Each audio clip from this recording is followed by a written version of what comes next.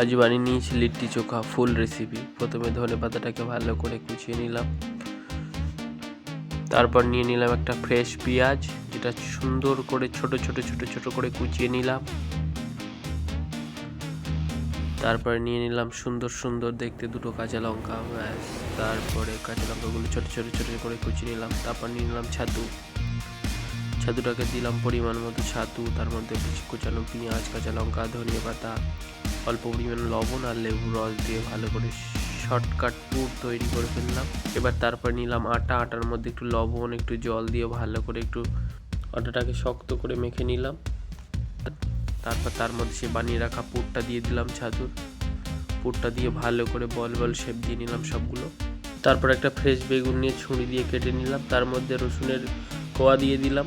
দেওয়ার পরে বেগুন, পেঁয়াজ, টমেটো, কাঁচা লঙ্কা আর আলু পোড়াতে দিয়ে দিলাম। টমেটো আর কাঁচা লঙ্কা পুড়ে যাওয়াতে তাড়াতাড়ি তুলে নিলাম ওগুলো। তারপরে বানিয়ে রাখা লিট্টিগুলো দিয়ে দিলাম।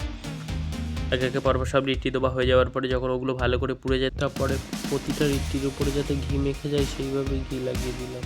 তারপরে সর্ষের তেল আর একটু লবণ দিয়ে ভালো করে বেগুন, টমেটো আর পুড়িয়ে রাখা লঙ্কা, পেঁয়াজ দিয়ে ভালো করে মেখে নিলাম। তারপরে দেখতেই পাচ্ছ কত সুন্দর হয়েছে। চলো এবার খেয়ে দেখাই কেমন লাগলো খেতে। ব্যাস একটু বেগুন ভর্তা দিয়ে আর উপরে একটু রসুনের কোয়া দিয়ে ব্যাস মুখে দিয়ে দিলাম।